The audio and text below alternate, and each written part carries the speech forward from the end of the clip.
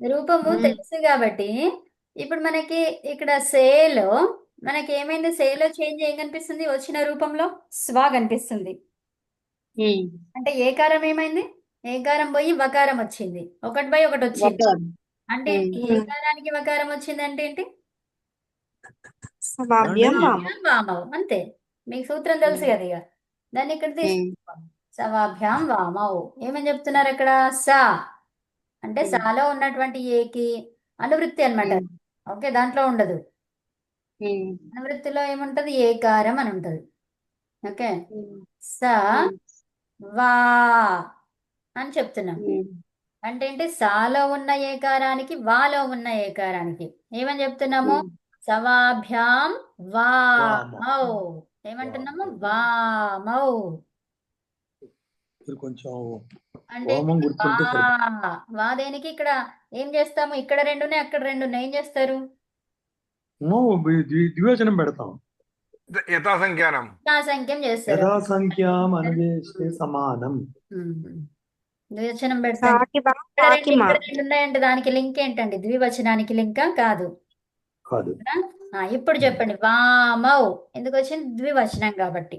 అంటే అవును. ఇప్పుడు ఏముంటది ఇక్కడ? వా ఒకటి, సా ఒకటి. కావదు. అమ్మ ఒకటి.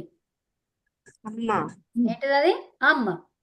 ఇప్పుడు దీనికి రెండిటికి ఏమైంది? సవర్ణ దీర్ఘ సంధి చేస్తే ఏమైతుంది? వాకి ఆకి అ కలిపితే వామౌ. కాదు, ఆకి ఆ కలిపితే ఏమైందని అడిగినాను నేను. ఆ ఆనే కాకుండా ఆవిడ దీర్ఘాకారం ఉంటుంది. అంటే ఏంటి? వానే వస్తుంది. తర్వాత అవునండి. మాకి మానే ఉంటది. ఈ రెండు ఉన్నాయి కాబట్టి ఏం కావాలి? మౌ కావాలి. అవును. రామః రామౌ. అవును.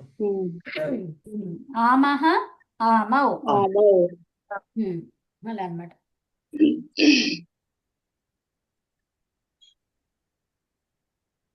అర్థమైందా?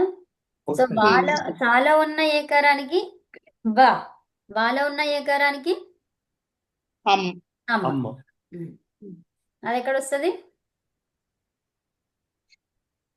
వాలోనే కారణానికి దేంట్లో వస్తుంది అంటున్నారంటే లోట్లో వస్తుంది. ధ్వమ్. లోట్లో. ఏంటిది అది? మధ్యమ పురుష బహువచనం. బహువచనం. ధ్వమ్లో ఏమైపోయింది? ద్వే అయింది. ద్వే. అంటే ద్వేలో ఉన్న ఏకారానికి అమ్మ వస్తుంది. అంటే ద్వేలో కాదు, వాలో ఉన్న ఏకారం అన్నాం కదా. ఏమన్నాం? అది గుర్తుపెట్టుకోవాలి. సూత్రం ఏం చెప్పింది? సవాభ్యాం అన్న. సవాభ్యాం అన్న. అభ్యాం వామౌ. వాలో ఉన్న ఏకారం, వాలో ఉన్న ఏకారం ఏంటిది? అది దానికి ఏం అవునండి. కావాలి? అమ్మ. అమ్మ కావాలి. సో అప్పుడు ఏమైంది? ధ్వం అయింది. అమ్మ అయింది. సో ఫస్ట్ ఏం చేసాము? ధ్వమ్మే ఉంది. ఆ ధ్వమ్ హితాత్మని పదానాం టేరేతో ఏ వచ్చింది. మళ్ళీ ఇక్కడ ధ్వం మళ్ళీ ఏకారానికి అమ్మ వచ్చింది.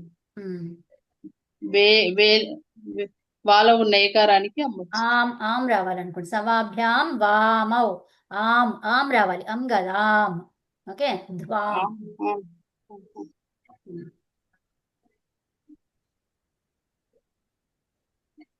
అర్థమైందా? అర్థమైంది. ఇంకా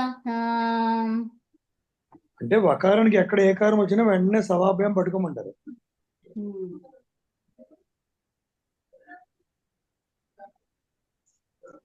అమ్మే కదా, అమ్మే వస్తుంది. అమ్మే అనుకుంటున్నాను. అమ్మే అమ్మే. సవాభ్యాం వామౌ అంటే అమ్మ. అమ్మ అమ్మ అంతే.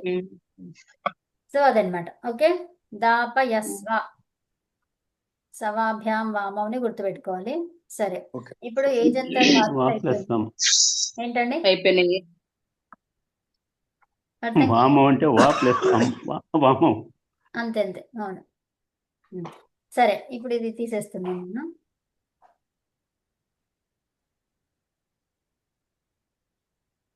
ఇప్పటి వరకు ఏమైనా డౌట్స్ ఉన్నాయా?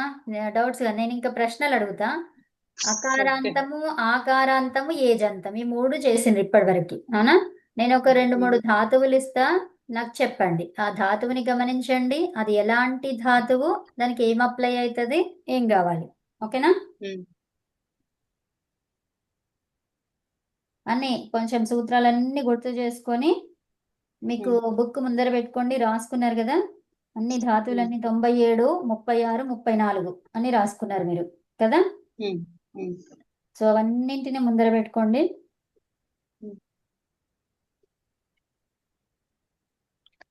చేస్తారా? చేస్తామండి. ఓకే. మేడం ఏం చెప్పారు ఒకసారి చెప్పరా మళ్ళీ? ఇప్పుడు మీరు ధాతువులన్నీ ముందు పెట్టుకోండి. ఏజంత ధాతువులు, ఆకారాంత ధాతువులు అన్ని పెట్టుకొని కవిత గారు ఏది చెప్తే అది చేయండి. అంతే. Okay okay. ఉమ్.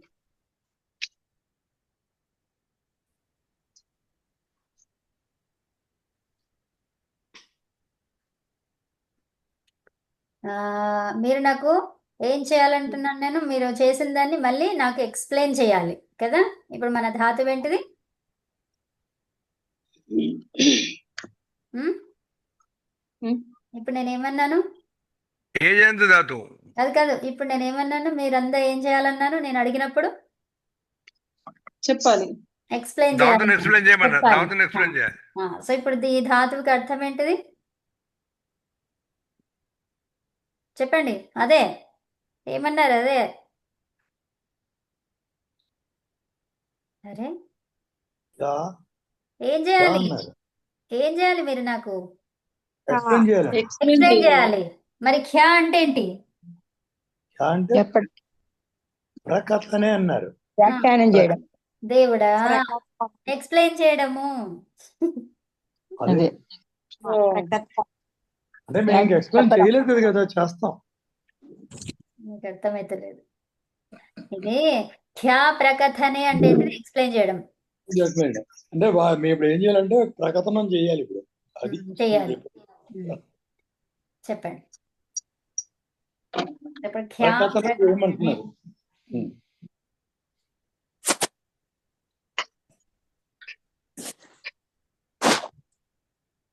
ఎవరు చెప్తున్నారు?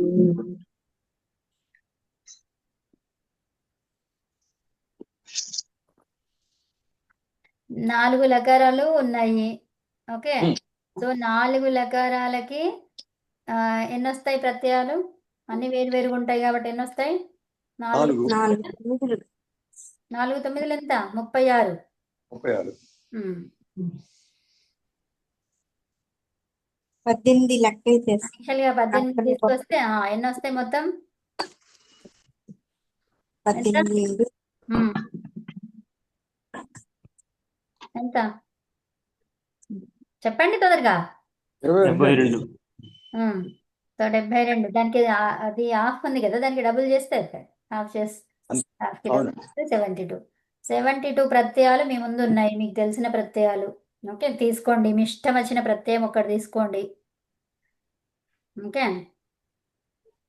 72 ప్రత్యయాల నుంచి మీ ఇష్టం ఉన్న ప్రత్యయం తీసుకొని చెప్పండి నాకు ఏమవుతుంది, ఎట్లయితుంది.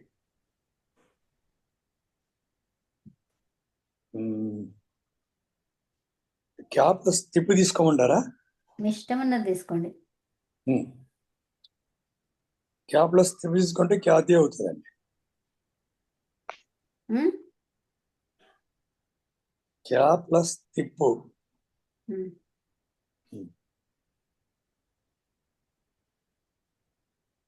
తిప్పులో ప్రకారం లోపం అవుతుందండి, తీ మిగులుతుందండి. ఇప్పుడు ఫస్ట్ నేను ఈ క్వశ్చన్ అడగకన్నా ముందు ఏం చెప్పాను? అకారాంత ఏజంత ధాతువుల్ని ముందు పెట్టుకోండి అని చెప్పారు. వాటికి సంబంధించినది మాత్రమే మీరు చెప్పాలి. ఎక్కడెక్కడ తీసుకొచ్చి అది చెప్పొద్దు.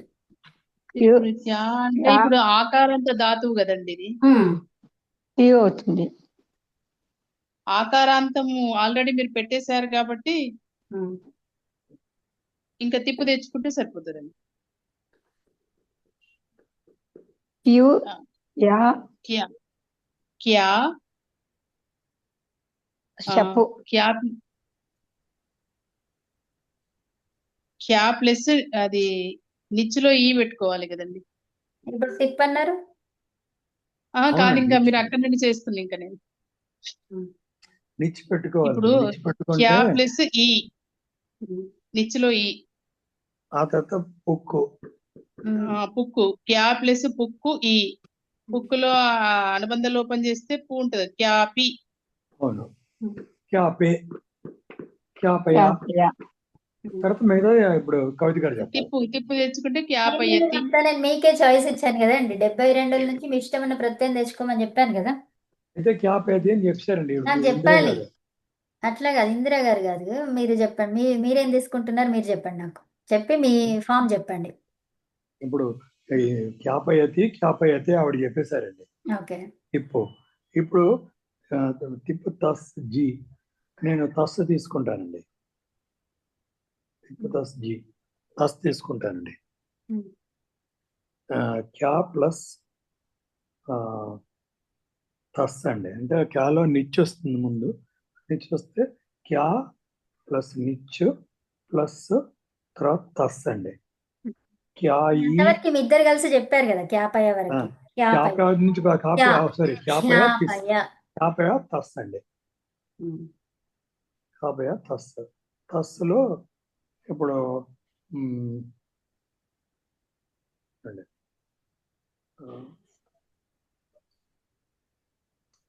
మీరు తస్సు ప్రత్యయమే తీసుకుంటున్నారా? అది అంతేనా, ఇంకా వేరే తీసుకోరా దాన్ని? ఇప్పుడు అలా కాదు, ఇప్పుడు మనం పరస్మయ బదులు చేస్తున్నాము అనుకుంటున్నాను. ఇష్టం వచ్చింది తీసుకొని చెప్పండి మీరు. మీ తిప్పు ఇష్టం తస్ వచ్చింది జీ కదా, తస్ తీసుకున్నానండి. తిప్పు తస్ జీలో తస్ తీసుకుంటున్నాను. అప్పుడు క్యాపయ ప్లస్ తస్. ఓకే, తహ అవుతుంది, క్యాపయతహ అవుతుంది. ఓకే. సో తస్సును యాజ్ ఇట్ ఈస్ గా తీసుకొని చేస్తున్నారు మీరు. అంటే ఏంటి, ఏం చేశారు? తస్సులో సకారం వచ్చి విసర్గ అవుతుంది కాబట్టి క్యాపయ ప్లస్ తస్, క్యాపయతహ. తస్సు తీసుకున్నారంటే ఏం తీసుకున్నారని అర్థం అక్కడ. మధ్యం పురుష ప్రత్యయం తీసుకున్నాం. పరస్మయ మధ్య. ఇంకా దాని అర్థం ఏంటిది? ఇప్పుడు మీ వర్డ్ వచ్చింది కదా, వర్డ్ కి అర్థం ఏంటిది? వాళ్ళిద్దరూ ఎక్స్ప్లెయిన్ చేస్తున్నారు అంటే ఏమని అర్థమైంది మీకు? ఏమని అర్థమైందంటే వాళ్ళిద్దరూ ఎక్స్ప్లెయిన్ చేస్తున్నారని అర్థమైంది. అంతేనా? దాని గురించి చెప్పడం అంటే అంతేనా? వివరిస్తున్నారు. కర్ణ అది దృష్టిలో పెట్టుకొని చెప్పండి. వాళ్ళిద్దరూ ఎక్స్ప్లెయిన్ చేయిస్తున్నారు అనమంటారా? తర్వాత చేయిస్తున్నా ఏమో మీరే చెప్పండి, అనమంటారా కాదుగా, మీకు టెస్ట్ ఇది. కొంచెం అలాగా మీరు మాకు చిన్న స్లిప్లు ఇవ్వాలండి, మరి అంతా మొత్తం. సో అనమంటారా కాకుండా అంటారా అనరా? ఎందుకు ఏం తీసుకొచ్చారు, ఎందుకు అనాలి? ఎందుకంటే నిత్య తీసుకొచ్చాం కాబట్టి నిత్యం మనకి ప్రేరణార్థంలోనే స్వార్థంలో వస్తుంది కాబట్టి రెండు వస్తాయండి. ఇప్పుడు మీకు అది ఖ్యా అనేది స్వార్థంలో ఉందా లేకపోతే నిచ్చులో ఉందా అది గమనించాలి. మీకు ధాతువులు ఇచ్చాం కదా, ఆ ధాతువుల్లో ఉన్నదా ఇది లేదా చూసుకోండి. ధాతువుల్లో మీరు ఇచ్చిన ధాతువుల్లో ఇది లేదే క్యా. ఇది ఆకారాంత ధాతువులు చురాదిగణంలో ఉన్నాయా లేవా? ఆకారం ధాతువులు ఉండవు అని చెప్పారు కదా, ఒకటే ఒకటి ఉంటుందన్నారు. అదేంటది? జ్యా. సో ఇది జ్యా కాదు కాబట్టి ఇంకేంటిది, ప్రేరణార్థమే ఉంటుంది. కన్ఫామ్డ్ గా ఉండిపోవాలి.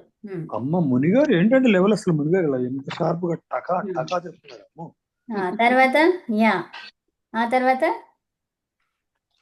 ఇప్పుడు ఇంకేమర్థమైంది అదా శబ్దం ప్రేరణార్థంలో అంటే మనం ఎక్స్ప్లెయిన్ చేయిస్తున్నారు, వాళ్ళిద్దరూ ఎక్స్ప్లెయిన్ చేయిస్తున్నారు అర్థమైంది. వాళ్ళిద్దరూ ఎక్స్ప్లెయిన్ చేయిస్తున్నారు అనేది ఏంటిది?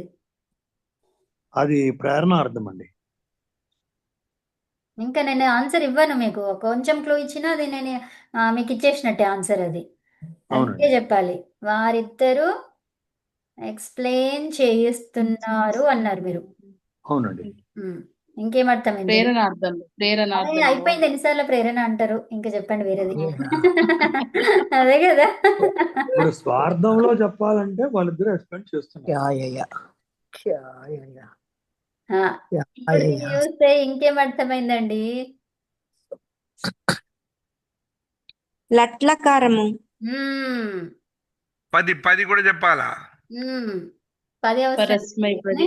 పరస్మైపది పరస్పర ద్వివచనం. ఆత్మనేపద చెప్పాలా? సో అట్లా అన్నమాట. అర్థమవుతుందా? అర్థమైంది. ఇప్పుడు లట్ లగారము, తస్ ప్రత్యయం ఏంటిది? లట్ లగారము అదేంటిది ఏంటిది అని అడుగుతున్నా, మీరు చెప్తలేరు. కనీసం మీరు ద్వివచనం పరస్మైపది చెప్తారేమో అని ద్వివచనము మళ్ళీ పరస్మై ప్రత్యయం. లట్ లకార ప్రత్యయము. తస్ అనేది ఏంటిది? లట్ లకార ప్రత్యయము. లట్లకార లట్లకార ప్రత్యయం. ప్రత్యయము. సో ఇప్పుడు తామ్ అనేది ఏంటిది? తామ్ అనేది ఉమ్, ఆత్మనేపది అండి. దేవుడా. ఉండండి. తిపిదస్ది సిప్తస్త విపోస్మస్. ఇందులో తామ్ అనేది ఉమ్. మనకి గిత్తులకారానికి తస్తస్తమిపాం తామ్ ప్రత్యయం. తస్తస్తమిపాం ఆ. క్లామ్ అండి. ఏంటి? అప్పుడు గిత్ తస్- ప్రత్యయము. ఏం చెప్పాలి? గిత్ ప్రత్యయము. అవునండి. సో ఇప్పుడు ఇంకోటి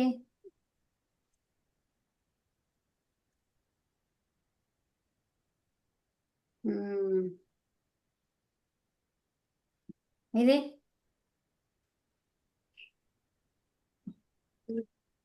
విధిలింగిలో విధిలింగ ప్రత్యయం. ఆత్మనేపది. విధిలింగ ప్రత్యయం, ఆత్మనేపది ప్రత్యయం అట్లా చెప్పాలి టక్కన. సో మీరు తస్ ఒకటే కాకుండా ఈ 72 అనే దాంట్లో ఇవన్నీ ప్రత్యయాలు వస్తాయి అన్నమాట. అర్థమైనా? ఉమ్. సో ఇప్పుడు మీకు 72 అని చెప్పినాను ఎందుకు అంటే ఇవన్నీ ఉన్నాయి అందులో. తస్ ఉంది, తామ్ ఉంది, ఈతా ఉంది, ఇట్లాంటివన్నీ ఉన్నాయన్నమాట. ఉహు ఉంది, ఈయుహు, ఈయుహు ఉంది. సో మీ ఇష్టం ఉన్న ప్రత్యయాన్ని తీసుకొని చేయమన్నాను. అంటే ఏంటి?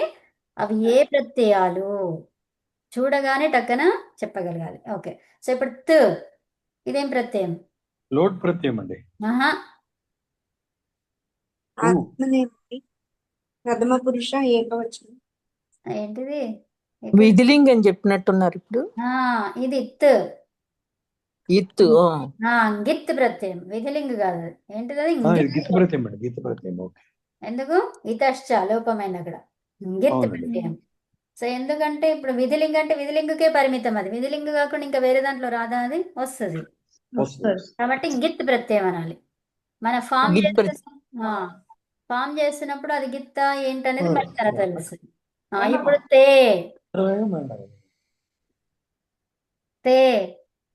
ఆత్మనేపది పదానాం ఆత్మనేపథ్యేరే. ఆత్మనేపదిలో అమ్మా నాకు అట్లా అవన్నీ చెప్పొద్దు. అది ఏ ఆత్మనేపది ప్రత్యయం అండి అది. అదే ఆత్మనేపది అంతే. ప్రత్యయం. అట్లా కాదు. ఆత్మనేపదిలో అంతే అంటే సరిపోయిందా? ఆత్మనేపది ప్రథమ పురుష ఏకవచనం. అదంతా కాదు. ఇంకా ఆమేతహాకి ముందు గిత్ గిత్తులకార ముందు ప్రత్యయం. వస్తుంది. గిత్ ప్రత్యయం అది. ఉహు. అదే. మరి ఏం చెప్పాలి? అదే ఆమేతహ ముందు ఈ ప్రత్యయం వస్తుంది కదా, దాని తర్వాత ఏకారానికి మనం ఆమ్ చేర్చి తామ్ గా చేస్తాం. అదంతా ఆహా, తను అడిగేది అది కాదు. అది ఏ ఉహుహు. ప్రత్యయం అని అడుగుతున్నారు. ఉమ్. ఓకే. ఏది అమ్మా, ఇది తు అనిదా? ఇది ఏ ప్రత్యయం? బహువచన అనేదండి? ప్రత్యయం.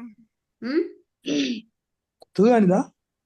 తే తే ఓ మీరు ఏ ఏకవచనం. అనేది చెప్తలేరా? బహువచనం అండి. బహువచనం. ఏకవచనం. తే అంటే ఆత్మనేపదిలో టితాత్మనేపదం అది ఏ తే ఏ వస్తుంది. ప్రత్యయం అది? చెప్పండి మళ్ళీ అనంత్ గారు. టితాత్మనేపదం అంటే ఏరులో ఓ సూత్రం టిత్తు. చెప్తారా? తిత్తు ఏం తిత్తు ప్రత్యయం? ప్రత్యయమా? టిత్ ప్రత్యయం. ఏం ప్రత్యయం అది? టిత్. ప్రత్యయం. టిత్ ప్రత్యయం. ఓకే. అది చెప్తున్నాం గానీ అది టిత్ అని టిత టిత అంటే టిత్ ఆత్మనే సూత్రం ప్రధానం అంటే చెప్తున్నారమ్మా. ఏం టిత్. ప్రత్యయం ఎక్కడ ఆ. చెప్పలేదు. ఓకే ఓకే అర్థమైంది. టిత్ ఏం ప్రత్యయం. చెప్పలేదు, మిగతా వివరణ చెప్పాం మేము. అదే కదా అదే కావాలని టిత్ చెప్పలేదు. టిత్ అని చెప్పటం రావట్లా.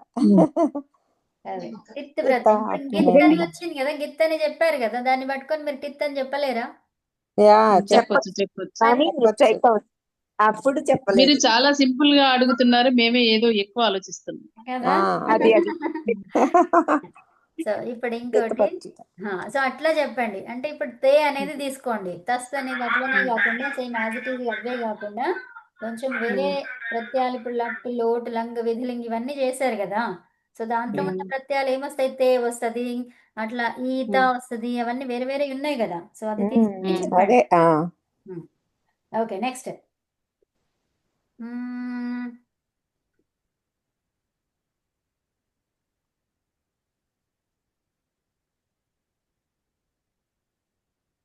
శూర ధాతువు ఏంటిది? శూర. శూర శూర ఏంటిది, మీరు కంప్లీట్ చేయండి అది. శూర సూర విక్రమం. విక్రాంతౌ. సూపర్. విక్రాంతౌ. విక్రాంతౌ. విక్రాంతౌ వచ్చిందంటే అదేంటి, సప్తమిలో ఉంటది. అవ్వ వచ్చిందంటే ఏ రూపం అయి ఉంటది? ఈకారం. విక్రాంతి, క్రాంతి, క్రాంతౌ. ఓకే. అవునండి. అవును. సో ఇప్పుడు చెప్పండి, శూర విక్రాంతౌ. సూర వీర విక్రాంతం. శూరవీరుడు అవ్వడం.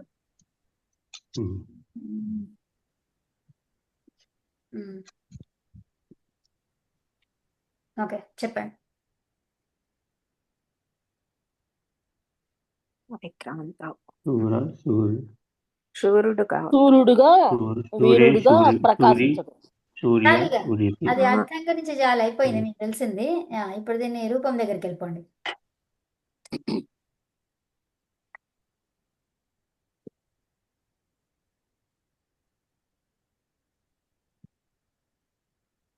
సూర సూరే సూరి సూరయ్య ఫస్ట్ సూరయ్య. దాన్ని గమనించండి, అట్లా చెప్పొద్దు.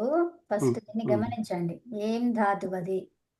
అది గమనించి ఆగి ఉకారంతో వచ్చింది మీరు. అకారాంత ధాతువు. ఏ కాలంలో అకారాంత ధాతువు. అకారాంత అకారం లోపిస్తుంది. నిత్య తీసుకున్నప్పుడు అకారం లోపిస్తుంది. కాదు, ఏమున్నప్పుడు లోపిస్తుంది, నిచ్చున్నప్పుడు కాదు.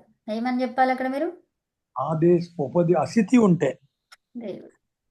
అశితి. ఆర్ధాత్కం ఉంటే, సారీ, ఆర్ధధాతుకం అంటే అర్ధ అర్ధ లోపము, వాటికి రిలేటెడ్ చెప్పాను కదా. అవును. సో ఆర్ధధాతుకం. నిచ్ అనేది ఏం ప్రత్యయము? ఆర్ధాతుకు ప్రత్యయం. ఆర్ధధాతుక ప్రత్యయం. ప్రత్యయం. అన్నప్పుడు ఆ. అకారం నిత్యం అవుతుంది కాబట్టి అది సో మరి అప్పేయాలి. ఏంటి మహర్షి ఇక్కడ లోపము ఎందుకు పెట్టారు ఇక్కడ, అవునా? సో ఇప్పుడు అది శూర పెట్టినా అంతే వస్తుంది, శూరి వస్తుంది, అవునా? అవును. అందులో అకారము లోపించిన శూరినే వస్తుంది, అవునా? ఆ, శూరే శూరయ్య, శూరి రాదు కానీ, సో ఫైనల్ గా మనకి శూరయ్య వస్తుంది, అంతేనా? అవునండి. అవును. అయితే మరి ఇలా పెట్టడానికి కారణం ఏంటి? అర్థమైందా? ప్రశ్నకి ఆన్సర్ ఏంటిది? ఇలా పెట్టడానికి కారణం ఏంటి? ఎలా అకారాంతంగా పెట్టడానికి కారణం ఏంటి? అకారాంతంగా పెట్టి మళ్ళీ దాన్ని లోపం చేసి మళ్ళీ అదే ఫామ్ వచ్చింది, చేయకపోయినా అదే ఫామ్ వచ్చింది. అవునండి. మరి అది లాభం ఏంటి? చిన్న చిన్న దానికి కూడా ఆయన దాంట్లో విశేషత ఉంటది, అది ఊరికే ఏది ఉండదు కదా. అవును. సో కాబట్టి ఇక్కడ విశేషత ఏంటి మరి? ఇక్కడ విశేషత అంటే కొన్ని దగ్గర ఆ రూపాలు మనం అంటే ఇక్కడ మనకి ప్రాబ్లం ఉండదు, కానీ కొన్ని దగ్గరలో అది చేయకపోతే ప్రాబ్లం వస్తుంది కాబట్టి అది పెట్టారండి. వస్తుంది అన్నిట్లో కూడా, ఎక్కడ కూడా దేనికి వస్తుంది మరి అది? ఉత్తమం. సో దేనికి అంటే ఉపధాలో ఉన్నటువంటి ఇక్ వర్ణానికి ఏమైతుంది? గుణం అవుతుంది. సో కాబట్టి ఆ గుణాన్ని నిషేధించడానికి చేసిండ్రు. ఎందుకు చేసిండ్రు? ఉపదాలో ఉపదాలో ఉన్న ఎక్కువ వర్ణానికి గుణాన్ని నిషేధించడానికి చేశారు. సో ఇప్పుడు మరి ఇక్కడ ఊ ఉంది, ఊ ఉంటే గుణం అవుతుందా? కాదు, హ్రస్వమే ఉండాలి. సో మరి ఇప్పుడు ఇక్కడ కాదు కదా అని అంటే అది ఒక్కదాని కోసం కాదు కదా, వేరే వేరే వాటి కోసం చేసినటువంటిది అది, అవునా? ఉపధాలో ఉండేటువంటి కార్యము, జరిగే కార్యాన్ని ఆపడానికి ఇలా పెట్టిండ్రు. అర్థమైందా? సో ఇప్పుడు మనకి ఏమైంది, అది శూర అయ్యింది కదా. శూరాలో సో ఇప్పుడు మనము లోపం చేసుకున్నాము, అప్పుడు శూర్ అయ్యింది, అవునా? సో ఇప్పుడు మనకి శూర్ అయ్యింది కదా అని చెప్పేసి ఉపధావర్ణానికి ఇక్కడ ఉకారం ఉంటే జస్ట్ శూరా ఉందనుకోండి, సో అప్పుడు ఏం చేస్తాము? గుణం చేస్తాం. కానీ ఆ గుణాన్ని ఆపేయడానికి ఇలా పెట్టారు మహర్షి. ఓకే. సో దానికి ఏమని అర్థమైంది? మనం చేస్తున్నప్పుడు మనకు కనిపించేది ఏ రూపం కనిపించింది? షుర్ అని కనిపించింది అనుకోండి, జస్ట్ అలా చుర్రు ధాతువు తీసుకోండి. ఓకే, చుర్రు ధాతువు తీసుకుంటే మనకి ఏమనిపించింది? చురస్తే అది కాదు, దాంట్లో అకారం అనునాసికం. అది అనునాసికం ఉంది, అది అనునాసిక వచ్చేది, అవునా? సో అది వేరు మళ్ళీ, అవునా? అదిత్, అది ఏంటిది? అది అదిత్. ఇదేమో ఇది అకారాంతం, ఇందులో ఇత్తు లేదు, ఇందులో. అర్థమైందా? ఇత్తు లేదు. సో ఎత్తు లేకుండా వేరే సూత్రం ద్వారా అందులో ఉన్న అకారము లోపం అయ్యింది. అవునా? అది ఎందుకు పెట్టారు అంటే ఉపదా భూతంలో ఉన్నటువంటి వాటికి ఏమైపోతుంది. ఇప్పుడు కథ ఉందనుకోండి, కథలో ఏమైపోయింది, ఉపధాలో ఏముంది, ఇక్కువర్ణం కాదు, అకారం ఉంది. ఉపధాలో ఉన్నటువంటి కార్యాలు జరగకుండా ఉండడానికి. అవునా? సో ఇప్పుడు మనకి కథ అని రాసుకున్నాము. అవునా? అర్ధధాతుకం ఉండి లోపం అయిపోయిన తర్వాత ఇప్పుడు కథ వచ్చింది. వచ్చిన తర్వాత ఏమన్నాం, అత ఉపధాయాహ. ఏం చెప్తుంది అది? ఉపధాకి వృద్ధి చేసుకో అని చెప్తుంది. అర్థమైందా? అప్పుడు మరి మనకి కాథ్ రావాలి. కాథ్ వచ్చిందా? రాలేదు. రాలేదు అంటే ఏంటిది మరి? ఇక్కడ ఏమైపోయింది మనకు? అకారాంతము అదంతము ఉండేసరికి ఏమైపోయింది అక్కడ? ఉపధాలో ఉన్న కార్యాన్ని నిషేధిస్తుంది. అర్థమైనా? అంటే మనకు కనిపించేది కథ్. మనకేం కనిపిస్తుంది? కథ్. మహర్షికి వాళ్ళకి ఏం కనిపిస్తుంది? కథ. సో ఇప్పుడు కథ కనిపిస్తే ఉపధాలు ఎవరున్నారు ఇక్కడ? థ్. అర్థమైనా? ఇది మనకి కనిపించేది. మనకు కనిపించేది ఏంది? కాథ్ అని రాసుకుంటాం. అది తప్పు అయిపోతుంది.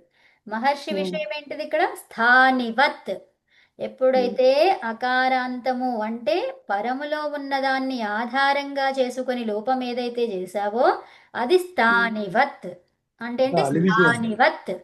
స్థానివత్ అంటే ఏంటి? ఇప్పుడు కథనే నీకు కనిపించాలి. కథ కనిపిస్తే అప్పుడు స్థానివత్ అయిపోయి నీకేం కనిపిస్తుంది? ఉపధాలో థకారం కనిపిస్తుంది. అర్థమైనా? సో కాబట్టి ఇప్పుడు కాథ్ అనే తెచ్చే అవకాశము లేదు. అర్థమైనా? అదనమాట. ఇందులో ఉన్న అకారానికి లోపం చేసి ఇలా క్రియ చేయడానికి లాభం ఏంటి? ఎందుకు అలా చేశారు అంటే ఏం చెప్తారు మీరు? ఉపదాలో ఉన్న గుణం కార్యాలను ఆపడానికి. కార్యాలను నిషేధించడానికి. అంతే, కార్యాలను ఆపడానికి, నిషేధించడానికి. అర్థమైనా? మరి అది ఎట్లా నిషేధిస్తుంది అంటే స్థానివత్. ఏం చెప్తారు? స్థానివత్ అనే భావము చేత ఆగిపోతుంది. స్థానివత్ అంటే ఏంటి? స్థానములో ఏముంది? మొదటిగా ఏముంది? కథ ఉంది. అది ఇక్కడ నువ్వు అప్లై చేసుకోవాలి మనసులో. అర్థమైనా? కథ అనుకొని అందులో ఉపధాలో ఏమైంది? థ ఉంది. థ ఉంది కాబట్టి ఇక్కడ కాథ అనేది ఎట్లా వస్తుంది? రాదు. అర్థమైనా? అది ఉపధ అనేది ఏమైపోతుంది అక్కడ? స్థానివత్ అవుతుంది. కాబట్టి స్థానివత్ అయినప్పుడు మనము కార్యాలని చెయ్యలేము. ఈ స్థానివత్కి 4 సూత్రాలు ఉన్నాయి.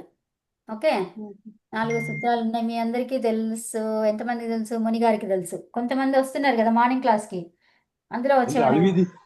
అల్విది అలవిది అవి చెప్తున్నారా మీరు? అలహవిది అల్విది అవా? అలవిదా అల్విది అలహవిది అలివిది అనల్విది అవి చెప్తున్నారా అంటున్నాను. అవి కాదు. స్థానివత్ భావం రావడానికి ఏంటిది?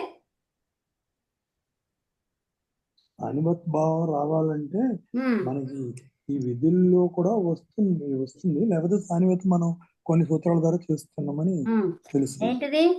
అంతే, అల్విధో అదే చెప్తాం కదా. సో ఏంటిది? అదే. సో దాంట్లో ఇది ఇప్పుడు మీరు చేసింది అలివిది అండి. ఎందుకంటే పరంలో ఉన్నదాన్ని నిమిత్తం చేసుకుని పూర్వంలో అంతే అలివిది. సో ఇప్పుడు ఏంది? మనకు పరములో ఉన్నదాన్ని తీసుకొని కదా, పరములో ఏం చెప్తున్నాం మనము? దాన్ని ఆధారంగా తీసుకున్నాం అక్కడ. కండిషన్ ఆధారంగా. సో పర కండిషన్ ఆధారంగా తీసుకున్నాం కాబట్టి స్థానివదేశో స్థానివద్ ఆదేశం ఎట్లా ఉంది?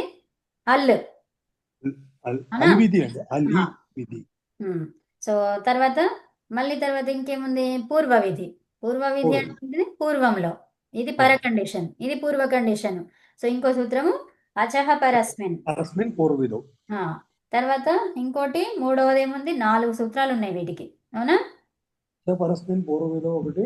తర్వాత నా పదాంత ద్విర్వచన వరేయ లోప స్వర సవర్ణ అనుస్వార దీర్ఘ తర్వాత జెస్చర్ విధిషు. అవునా? సో ఇవన్నీ కూడా ప్రత్యయాలు అన్నమాట. అవునండి. ఈ ప్రత్యయాలు ఉన్నప్పుడు కూడా ఏం చేస్తుంది అది? స్థానివత్ కార్యాన్ని చేస్తుందా, చేయనించదా? చెయ్యదు. నా అంటున్నాం. ఇలా ఉన్నప్పుడు స్థానివత్ కార్యము జరగదు. నా. తర్వాత ద్విర్వచనేచి. ఇంకోటి ఏంటిది 4వ సూత్రము? ద్విర్వచనేచి. నిర్వచనేచి అంటే ఏం చెప్తుంది ఇది?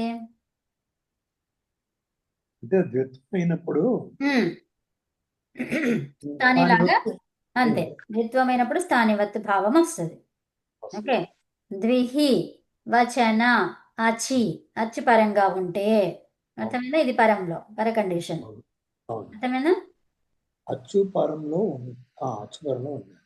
అంటే ఆ, ఎర్రవర్ణం ఏదో ఒకటి వస్తుంది. ఎర్రవర్ణం ఉండి దాని పక్కన అచ్చు ఉండాలి అని కదా.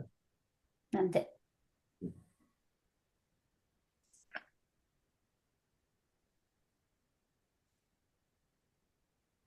ఓకేనా? ఓకే అండి.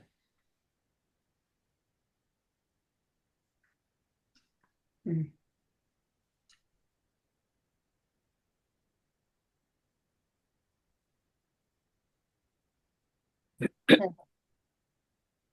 అందుకని అలా చేయబడింది అనమాట.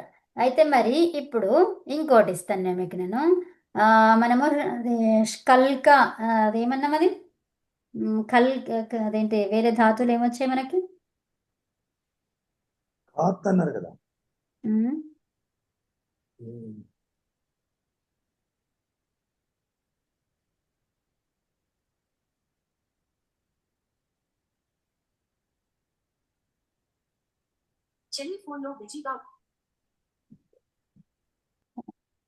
ఒక ధాతువు ఉంది కదా, అది చెప్పండి ఒకసారి ఏంటది?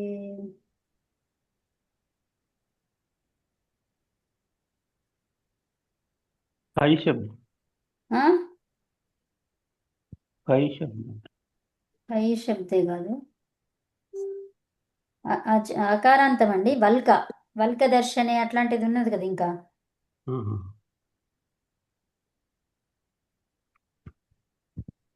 వల్క దర్శనే. ఇంకోటి ఏముంది? ఇంకోటి వేరేది ఉంది. విష్క, విష్క దర్శనే. అది విష్క, అదే వల్క. విష్క వల్క. ఇవి చూడండి.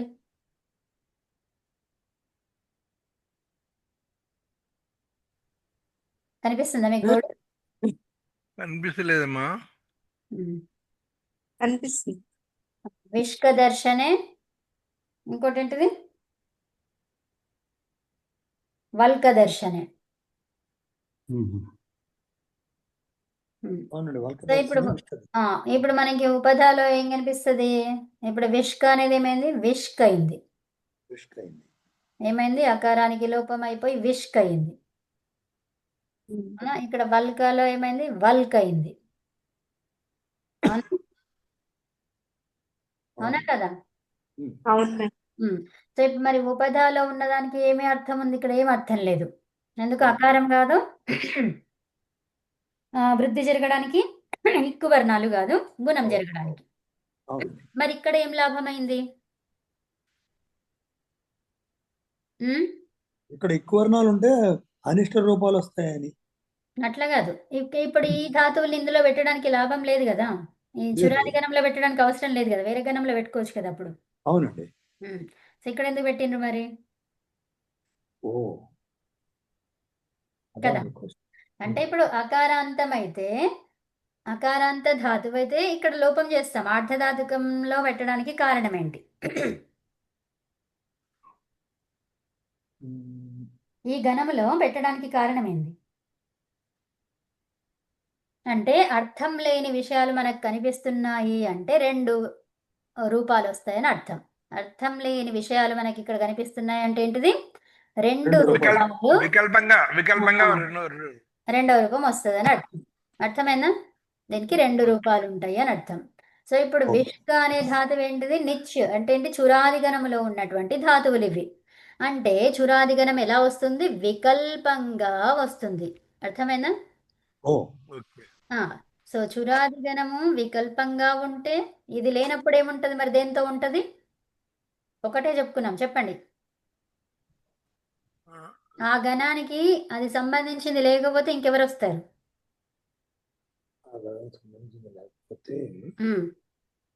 దేంతో చేస్తాం రూపం? కర్తరి షప్ అన్నిటికీ కదా. అవునండి. ఏ అందరూ చెప్పు. గణానికి వికరణ ప్రత్యయము లేదో ఆ గణానికి ఎవరు వస్తారు? చెప్పు సార్వధాతుకం వస్తుంది. చేస్తున్నప్పుడే. ఏం చేస్తున్నప్పుడు? సార్వధాతుక లకారాలు చేస్తున్నప్పుడే. సార్వధాతుక లకారాలు ఏంటివి? లట్, లోట్, లంగ్ లంగ్ విధిలింగ. విధిలింగ. రంగు విధిలింగ. అంతే. ఈ 4 లకారాలకే ఇవి వస్తాయి వికరణ ప్రత్యయాలు. అర్థమైందా? అవును ఇప్పుడు అవును. నిచ్చి లేదు అని అంటే నిచ్చి వికల్పంగా ఉంది. సో మరి అది లేనప్పుడు ఏమైపోతుంది? షప్ వస్తుంది. అప్పుడు ఆ అంతే. లకారం ధరకు ప్రత్యయం వస్తుందండి. ఆ? ఏ లకారం చేస్తున్నామో దాని ధరకు వికారం ప్రత్యయం వస్తుంది.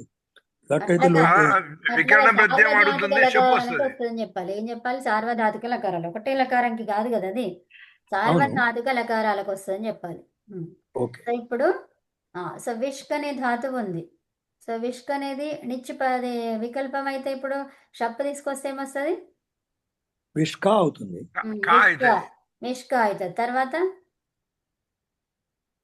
విష్కా తర్వాత విష్కా ఉమ్, విష్కి అవుతుంది. ఎందుకైతుందండి? నిచ్చలేదు ఇంకెందుకైతుంది? విష్కతి అంతే. నిచ్చి లేకుండా తిప్పు తీసుకుంటాం అంతే. విష్కతి. విష్కా. అంతే. ఓకే. సో ఇప్పుడు వచ్చింది అంటే మరి అన్ని రూపాలు వస్తే రావు. ఏ రూపం వస్తుంది? పరస్మైపది ఓన్లీ రూపం ఒకటే వస్తుంది. పరస్మైపది. ఓకే. సో ఇప్పుడు దానికి రూపం ఏది ఉండదు. ఎందుకు? అది చురాదిగణంలో ఉన్నటువంటి ధాతువు అది. సో అవునండి. కాబట్టి దానికి వికల్ప రూపం ఏముంటది? జస్ట్ పరస్మై రూపమే ఉంటది. ఓకే అర్థమైందా? అండి. ఇప్పుడు కట్ అమ్మా, అయిపోతుంది కదా, time is over. Okay okay okay. Yeah so అదనమాట. శాంతి పాఠం చెప్పండి. దానికి అమ్మా ఒకసారి అది ఆఫ్ చేయరా? ఏం టీవీ ఆన్ చేస్తున్నారా? నా దాంట్లోనే సౌండ్ వస్తున్నది. సారీ. మీ దాంట్లోనా? ఓకే. సో ఇది విష్కతి. ఎందుకు? ఇక్కడ షకారానికి అదేంటి మనకి ఏంటిది ఇక్కడ? ఇది ఉపధాభూతంలో ఉన్నా కూడా దానికి ఏమి లాభమే లేదు. లాభం అవును. లేదు అని తెలిసింది అంటే ఎందుకు అని అర్థం అక్కడ? వికల్ప అంటే రూపం. వికల్ప రూపం వస్తుంది అని అర్థం. అంతే. అర్థమైందా? సో అవును. లాభం లేనివి మనకి అక్కడ కనిపిస్తున్నాయి అంటే ఏమొస్తుంది? 2 రూపాయలు 2 రూపాయలు వస్తాయి. అంతే. వికల్ప రూపం వస్తుంది. అంతే. అంటే అది ఏ గణంలో చూసుకుంటే ఆ గణందే వికల్పం అయితే ఇంకెవరు వస్తారు? షప్ వస్తుంది. అంతే. అర్థమైందా? ఓకే. అర్థమైందమ్మా. అంతే. చెప్పేసండి శాంతి పాఠం. ఓం సర్వే భవంతు సుఖినః, సర్వే సంతు నిరామయాః, సర్వే భద్రాణి పశ్యంతు, మా కశ్చిద్ దుఃఖభాగ్ భవేత్. ఓం శాంతి శాంతి శాంతి. శ్రీభ్యో నమః. అందరూ నమస్తే. ధన్యవాదాలు. ధన్యవాదాలు.